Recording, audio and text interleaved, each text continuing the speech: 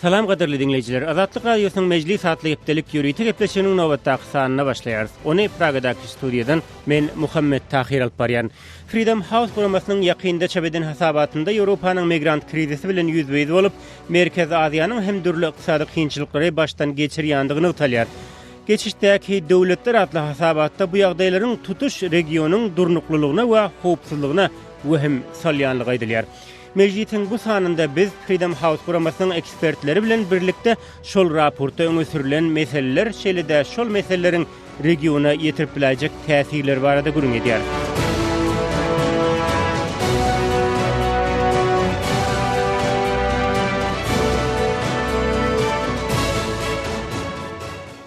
Mejlisin mehmanlary Nat Schenken, Freedom House programmasynyň geçişdäki döwletler atly projektiniň direktory, Edward Leman, geçişdäki döwletler atly hasabatyň Täjikistana bagşlanan bölüminiň awtory, Bruce Panier, Azatlyk radiosynyň Merkezi Aziýa meselelerine bagşlanan Kışlak Owazy blogynyň redaktory. Mehmanlar gepleşigimize hoş geldiňiz. Neyt siziň soňky taýýarlanan hasabatyňyz diýsen gowrumly onda dünýäniň köp sanly döwletlerine sin edilýär, emma bugünkü gepleşigimizde biz has köp hasabatyň Merkezi Aziýa bölümi barada gürüň ederiz. Regionda geçen ýyla garanyňda nämeler ötkedi? Howa Türkmenistan bilen Özbegistan adatda aqsiýaly hasabatyň iň soňky orlarynda ýerleşdirilipdir.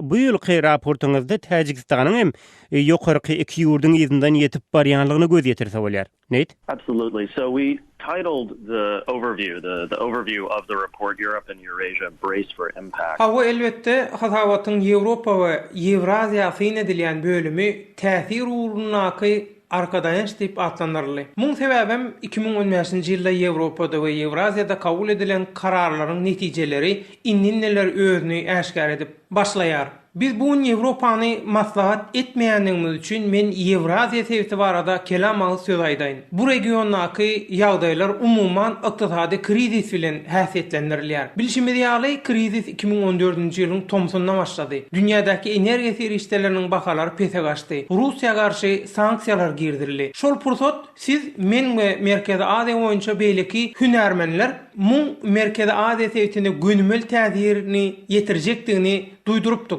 Netijede 2015-nji ýylyň dowamynda biz şu ýagdaýlara da şaýat bolduk. Geçen ýyl ykdysady krizis meselesi we oňa garşy görülen çäreler sebätiň gün tertibini emele getirdi diýsek ýalňyşmaz. Bärde ýene-de bellemeli bir zat bar, sebätiň tas ähli döwletlerine diýen ýaly ykdysady krizise garşy görülen çäreler awtoritar häsiýete ýa boldy. Türkmenistanda we Özbegistanda has köp Türkmenistanda hökümet resmiýetleri ýygy-ýygydan çalyşdy. Häkimetler muny etmek bilen ýagdaýlaryň öz önünden düzeljekdigini çakladylar. Muňam belli sebäplere görä başa barmadygyny ählimiz bilýär. Täjikistan arada Edward has köp maglumat berer diýip çaklaýan. Emma geçen ýyl bu ýurtda hökümetiň edýän basyşy göz görteli artdy. Actually, the second biggest score change in the entire report.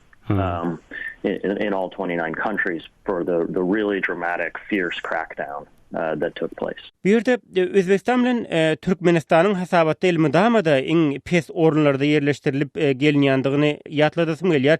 Neyt ýaňy Täjikistandaky ýagdaýlary dile getirdi. Edward hasabatyň Täjikistan bölümini taýýarlan bilermen hökmünde. Siz bu ýurt barada nämeleri aýdyp bilersiňiz? Näme boldy da bu ýurt yaramadlaryň hataryna giriberdi bu ýyl? 2015 was really a kind of seminal year in post-independent Tajik history. In March, you had the kind of another round of flawed parliamentary elections in which the IRPT, the Islamic Renaissance Party, 2015-nji ýylda Täjikistanda köp sanly mühim wakalar bolup geçdi. Mart aýynda geçirilen saýlawlarda ýurdun esasy opozisiýa partiýasy hesaplanýan Islam Galkynyş partiýasy parlamentdäki orunlaryny ýitirdi. Munyň ýyzy bilen partiýanyň häzir bozgullukdaky lideri Muhaddin Kebira garşy jinayet işi gozgoldy. Partiýanyň regionlardaky şahamçalary, idaralary ýapyldy. Muny bahanalap hem ýurdun adalet ministerligi partiýany dargatdy. Sentýabrda Goranmak ministerliginiň ozalky orunmasary Alim Nazazoda öz tarapdarlary bilen hüjümleri amala aşyrdy. Biz bu meseleni şol wagt hem mejlisde giňişleýin gurrun edipdik. Hökümet hüjümleriň arkasynda Islam Galkynyş partiýasynyň durandygyny öňe sürüp partiýany terrorist guramasy diýip häsiýetlendirdi. Şol bir wagtda ýurtda dürli siýasatçylara, aktivistlere garşy edilýän basışlar hem güýçlendi. Bu barada hasabat aýdylmaýan hem bolsa, ýakyn wagtdan bäri prezident Rahmon öz häkimiýetini güýçlendirmek ugrunda tagalla edýär. Rahmona milletin lider diýen atlarda kıldy. Onun şahsiyet kulti hasta güýçlendirildi. Garaz ýagdaýlar şulary ýalyrak. Geçen ýyl Tajikistanda adam hukuklary meseleleri babatynda köp ýa-da gaýtmalar boldy. This new national holiday, this real cult of personality emerging around Rahmon. So, you've really seen quite a dramatic shift in the human rights situation. Bruce, senin özüň hem ozallar Freedom House guramasynyň ençe hasabatyny taýýarlamaga gatnaşdyň. Türkmenistan bilen Özbegistanyň elmydamada iň pes orunlarda yerleşdirilmegine näme sebäp bolýar? Töbetdeşler Neitwe Edward Sim eslen wagtyňyz gürüňe goşulyp bilersiňiz. Well, you could even separate Turkmenistan and Uzbekistan a little bit. Turkmenistan started out practically from day one of independence as being an authoritarian government. Meniň pikirimçe bu meselede Özbekistany we Türkmenistany aýyl-taýyl etmelimkä diýärin. Türkmenistan garaşsyzlygynyň ilkinji gününden başlap edip bolýan zady batys edip awtoritar bir döwlet boldy. Türkmenistandaky häzirki bolup geçen zatlaryň düýbüni Niýazow tutup gitdi diýsek hem ýalňysmarys. Özbekistanyň ýagdaýy Türkmenistanyň kydan kän gowy bolmasa-da ol käbir institutlary ornaşdyrmaga synanypdy. Niýazowdan tapawutlykda Kerimow häkimete gelende ençeme kynçylyklary bilen ýüzbe-ýüz boldy. Kerimowa dünýewi siyasi partiýalar, islamy partiýalar garşy çykypdylar. Ol ilki dünýewi partiýalary basyp ýatyryp, soňu bilen dini partiýalaryň daşyna geçdi. Şol bir wagtda Özbekistanda ýagdaýlar üýtgäp durdy. 2001-nji ýyldaky 9-njy sentýabr hüjümlerinden soň Günwatar koalisiýasynyň Owganistandaky harby operasiýalaryna taýýarlyk görýän prosesde Özbekistan bir nime jylawyny gowşatdy. Sol döwürler ýurtda basylyp ýatyrylan birlik siýasy hereketiniň mitingleri hem geçipdi. Özbekistanda hökümeti degişli bolmadyk daşary ýurt guramalary hasaba alınıp işläp başlapdylar. Men ýurtda doly azat media boldy diýip aýdyp biljek däl, emma hökümeti tanqidleýän makalalar hem çap bolýardy. Emma soňu bilen Kerimow Türkmenistandan görüldi alyp ähli zatlary basyp ýatyrdy. Was something that he didn't want anymore, and then he went absolutely to the Turkmen direction and just stamped it out entirely after that. Nitmen bolup geçýän zatlara we olaryň sebäbine düşünesim gelýär. Bu ýyza gaýdyşlygy näme sebäp bolýar? Siýasy durnuksyzlykmy, gartaşan döwlet ýolbaşçylary garaz näme? I think it's helpful to think about what's happening in the economic crisis also in terms of governance. Men pikirimçe ykdysady krizis meseleleriniň ýurdu dolandyrmaga ýetirýän täsirleri barada hem gürrüň etsek yerlikli bolar. Häzirki krizis öňünden çaklap bolmajak iki ýagdaý sebäpli döredi. Birinjiden dünýädäki energiýa serişleriniň bahalarynyň pete gaçmagy, ikinciden hem Russiýanyň Krim ýarymadasyny basyp alandan soň oňa garşy girdilen sanksiýalar. 2013-nji ýylda hiç kim neftiň bahasynyň pete gaçyp $35-40 ýetjekdigini ýa-da Amerikanyň Birleşen Ştatlarynyň we Ýewropa Birleşiginiň Russiýa garşy giň öwrümli ykdysady sanksiýalary girjekdigini çaklap bilmeýärdi. Şol wagtda Sewitiň döwletleri nähiller bar garaşylmadyk ýagdaýlara düz gelip bilmekleri üçin öňden görjülükli taýýarlyklary geçirmändiler. Gazagystanyň we Türkmenistanyň ykdysady krizine garşy durup bilmekleri üçin ne mümkinçilikleri ne de mehanizmlary bardy. Netijede olardyň açykdaýjylaryny azaltmak we milli pul birligini saklap kalmak tagallalary bilen çäklendiler. In the second half of 2014 and then in much of 2015, we were watching these countries burn through extraordinary amounts of money that basically just throwing away, trying to keep their currency strong. Biz sizin hasabatyňyzda agzalyp geçilýän problemlaryň düýp sebäbi näme diýen soraga jogap tapmaga synanýar. Nädeýem Türkmenistandaky we Kyrgyzstandaky ýagdaýlar barada gysgaça maglumat berdi. Edward, siz Tajikistandaky ýagdaýlary nähil suratlandyryp biljek ýany bu ýurtda näme bolup geçýär? Well, I think there is widespread corruption in Tajikistan, and a lot of that money, billions and billions of dollars, is being taken offshore to places like the British Virgin Islands and the Cayman Islands, the Isle of Man. Tajikistanda ulugerimde korrupsiýa bar. Offshore sebäpinde ýurtdan çykarylan milliardlarça dollar saklanýar. Şol bir wagtda ýurtdaky biznesiň salgyt hökmünde tölemeli pullary döwlet büdjetine dälde Rahmanowyň maşgala agzalarynyň bank hasaplaryna gidýär. belki de Tacikistanyň sebtin iň garyp döwleti bolandygy üçin böleki ýurtlar bilen deňeşdirilende onda para hökmünde berilýän maliýanyň mukdary az bolup biler. Emma paraxorlygyň gerim barada gurrun edilende ol artyk bolaýmasa kemdäl. Tajikistandaky ida gaýtmalary sebäpleri barada aýdylanda häkimiýetde ýapyk gapylaryň aňrysynda bolup geçýän zatlary bilmek kyn. Emma çakymçak bolsa Tajik hökümetiniň düzüminde dürli toparlaryň emeldarlaryň arasynda bäsleşlikki diýär. Rahmanyň özü hem öz ministerlerine doly gözegçilik edip bilýändir, o edemok. I think it's difficult for as an outsider to really say what's going on inside the Tajik government. I think it's quite chaotic. I think there are a number of rivalries between different individuals, different kind of interest groups within the government, and I don't think it's always Rahman has total control over what his different ministers are saying and what they're doing. Sizin hasabatyňyz bilen baglykda Merkez Aziýa ýurtlarynyň nähildir bir reaksiýa boldymy? I've not yet seen one in Central Asia specifically. You know, we'll see. Today's the second day. So, still waiting. I suppose if anybody was to react, it would be...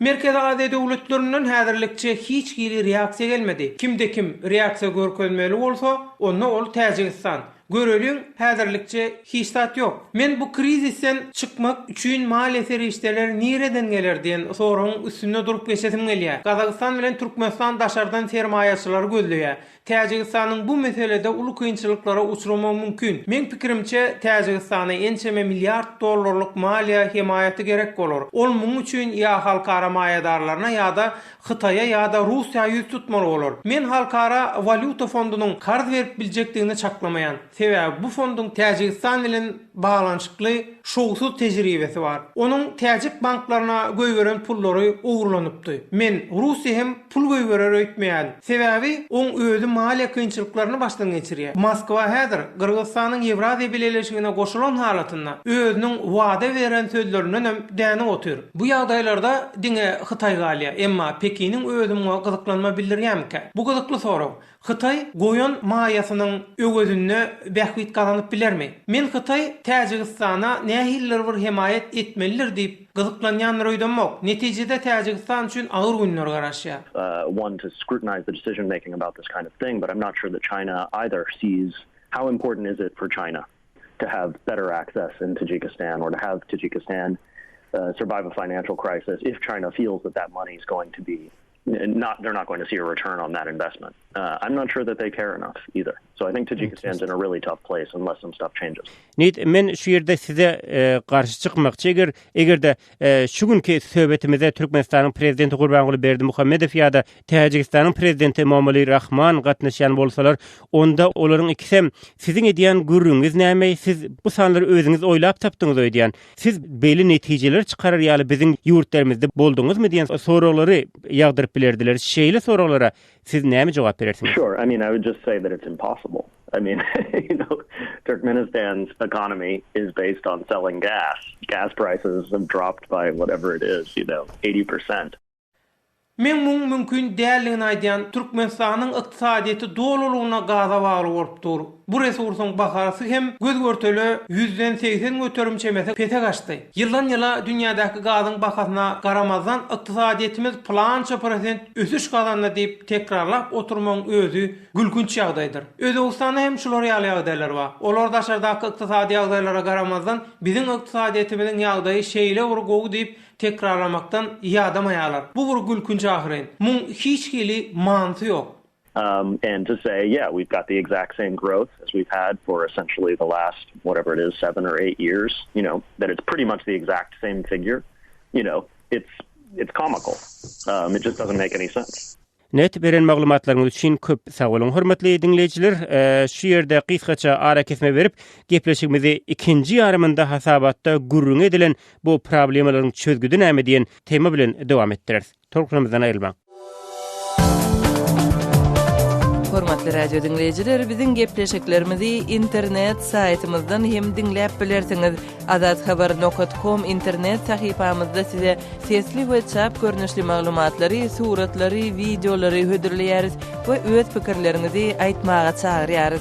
Türkmenistanda azadxabar.com internet saytymyza derwede.net arkaly girip bilersiňiz.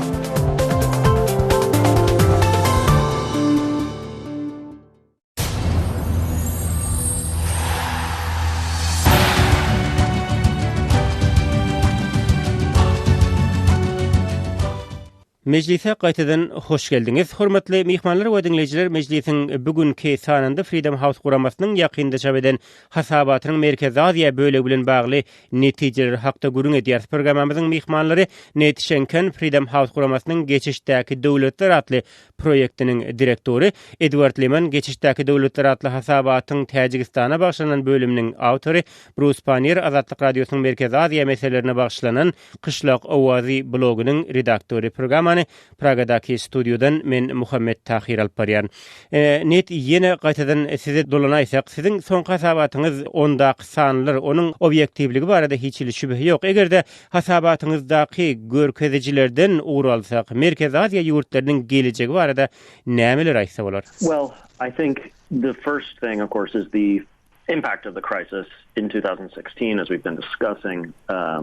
How well do the governments weather Yaňam belleşimi diýeli 2016-njy ýylda ykdysady krizisiň täsirlerini has açyk aýdyn görür. Regionyň döwletleri bu çok günlükden baş alyp çykyp bilerlermi? Netijeli çäreleri görürlermi? Bularyň ählisi açyk sorawlar bolmagynyň alýa. Krizisiň netijeleri diňe 2016-njy ýylda däl, eýse 2017-nji ýylda hem duýulur diýip çaklaýan. 2008-nji we 2009-njy ýyllardaky ykdysady krizis hem şular ýaly ýagdaýlar döräpdi. Russiýanyň ykdysadyýety çöküpdi. Merkezi Aziýaly işi migrantlardan uğradylýan maliýe teristlerim azalypdy. Emma soňu bilen Rus ykdysadyýety tiz ayağa galmagy başardy. Bu esasan newtiň ýokary bahalary bilen bagly. Ýöne, häzir ýene de şu ýagdaýlaryň gaýtalanjakdygyna garaşyp bolmaýar. Rus ykdysadyýetiniň ýene de bir näçe ýyl gowşak ýagdaýda saklanjakdygy aýdylýar. Bilermenler newtiň bahasynyň birden ýokary galmajakdygyny aýdýarlar. Bu ýagdaýlardan sewtiň ýurtlary öz ykdysadyýetlerini düýpli özgörtmeli, ütgetmeli bolarlar. Emma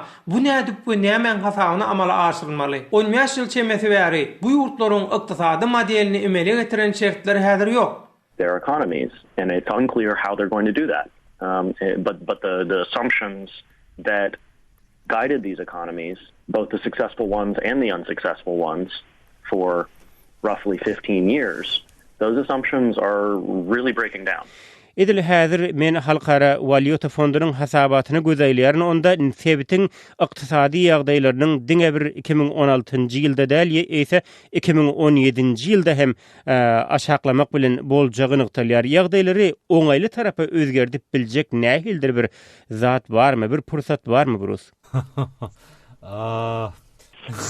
Well, I've spoken in the past about a little bit of creativity and policy making there. Nate said it quite well that men öňkü bir söhbetlerimizin birinde siýasy prosesde has dürüdüjülükli çemeleşmek barada gurrun edipdim. Ýöne ýaňy neýdiň hem bellep geçýäli, sebitiň hökümetleri özlerini bir modeli taýlap alyp diňe şonuň bilen çäklendiler. Häzir ýagdaýlar düýüp göter ütgedi, ozalky şertlerin gaýdyp geljekdigi hem gumany. Men dogrymy aýtsam, Merkezi Aziýanyň hökümetleri näme etdiler bähwitli boljakdygyny aýdyp biljek däl. Sol bir wagtda ilatyň özü hem mundan soň has beteri geläýmesin diýip ähli zady çekip otýar. Garad häzirki mümkinçilikler bilen resmiýlerin bu kyn ýagdaýlardan nähildir bir çykylyga tapyp biljekdigini çaklamaýaryn. Häkimetleriň jylawy gowşadyp beýlik siýasy partiýalary ýol berjekdigine hem garaşyp bolmaýar. Jemläp aýtsam, biz bu petikde ýene-de azyndan 5 ýyl dagy galarys. That they would be willing to risk that at this point. So we're stuck in this for probably half a decade.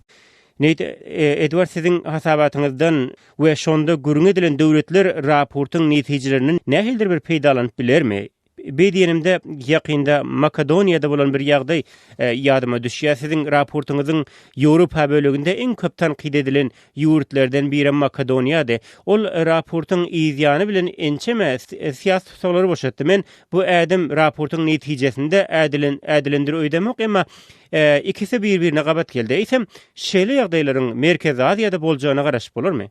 Well, I'll approach it from the perspective of nations in transit as a long-term survey that's been going on since 1995 of transition across a very large region. Geçiş döwürleri hasabaty 1995-nji ýyldan bäri çap edilip, ol diňe bir merkeze adetetinden ise juda köp ýurdu öz için alýar. Bu 20 ýylyň dowamynda hasabatdaky ýurtlardan has doğrusu, aglabasy Balkan döwletleri bolan ýurtlar juda oňoýly tarapy özgördi. Hasabaty göz aýlap, başga döwletleriň amal eden reformalaryny öwrenmek diýsen peýdaly bolardy. Merkeze Aziýa barada aýdylanda bu döwletler polisiýanyň düzümini, adalet ulgamyny, prokuraturany reformalaşdyrmak tejribelerini öwrenip bilerdiler. Elbetde, açyk we adalatly saýlawlar juda möhümdir. Başga syýasy uğru teklip edýän opozisiýa partiýalarynyň bolmagy gaty wajypdyr. Sebäbi dürlü garaýşlaryň netijesinde täsirli kararlar kabul edilýär. Merkeze Aziýada entek edilmeli juda köp zatlar bar. Hawa bu kyn, bu çylşyrymly, bu köp wagty talap edýär. Emma bu ýöne bir hyýaly arzuw däl, bu amal edip boljak zat. Eýem onlar çelyň dowamyny Merkeze Aziýa ýurtlaryna olaryň bäkitleri göz öňünde tutulup maslahatlar berilýär. Emma belli sebäplere görä olar guya gaçana dönüp kabul edilmeýär. Bu kyn, bu köp mal eseri işlerini talap edýär. Her kimem mun amal edilmeliligini bilýär. Bu bolmasa diýmek ýurtda kanun hereket etmeýär. And a lot of money and a lot of work, but everybody knows it's something you've got to do. Right. And if you don't do it, you really don't create a rule of law state. Edward, sizin bilen söhbetimizi jemläýsek, näden de Merkez Aziýanyň döwletleri häzirki ýagdaýdan çykyp bilerler? Sure. Well, I think reform ultimately has to come from within the countries themselves, I guess within the societies. Menim fikirimçe reforma baradaky talap ýurdun öz içinden, has dogrusy halkyň öz içinden çykmalydyr. Gynansak da bu ýesin ýagdaýlaryň hem ykdysady hem de syýasy ugurlar boýunça diňe erwetleşekdigi baradaky fikri bilen alalaşýar. Ýöne sosial ulgamlar täze mümkinçilikleri döretýär. Ol ýerde adamlar esasan hem ýaşlar dürli syýasy meseleler boýunça jedelli çekişmeleri alyp barýarlar. Olar öz pikirlerini beýan edýärler. Hususan da ýaşlar ýagdaýlaryň üýtgemegini isleýärler. Garaz entek umyt bar. Şol bir wagtda reformalary geçirmek baradaky talaplaryň bir bölegi daşardan, ýagny BMG'den, Ýewropa Birleşiginiň awaşadan gelmeli. Emma gynansak da häzirki wagt bu işler yeterlik derejede alınıp barylmaýar. Olar howpsuzlyk meselelerini syýasy reformalardan adam hukuklarynyň üstün goýýarlar. Mening pikirimçe reformalar üçin daşardan edilýän çağrışlaryň duruk hem özgermeli. Yeah, the external incentives need to change because internally amongst young people in particular there is a desire for change. Edward Leman, Freedom House guramasının geçişdäki döwletler atly hasabatynyň Täjikistan bölüminiň awtory beren maglumatlaryňyz üçin köp sag bolun. Näçenken Freedom House guramasının geçişdäki döwletler atly proýektiniň direktori Bruce Panier Azatlyk radiosynyň Merkezi Aziýa meselelerine bagşlanan Kışlak Owazy blogunyň redaktory mejlise gatnaşyp beren maglumatlaryňyz üçin size hem minnetdarlygymy bildiresim gelýär. Hormatly dinleýijiler, wagtda programmamyzy dinleýäniňiz üçin sizem sag bolun. Bu programmany ýene bir gezek dinlemek we gepleşik öňe sürülen pikirler hakda öz garaýşlaryňyzy aýtmakçy bolsaňyz, biziň azathabar.com saýpamyza saýahat edin. Oňa Türkmenistandan derwede.net arkaly girip bolýar. Şeýle-de gepleşigimizi Azatlyk radiosynyň Facebookdaky Azatlyk radiosy we YouTube'daky Azat online saýpalarynda hem çap edýärs. Gepleşigi şol ýerde hem dinläp, ol barada öz pikirdir, garaýşlaryňyzy hem beýan edip bilersiňiz. Şonlukda men Muhammed Tahir şu ýerde siziň bilen hoşlaşýaryn. Ýene bir gezek efir tolkularyna duşýançak hoş sag bolun.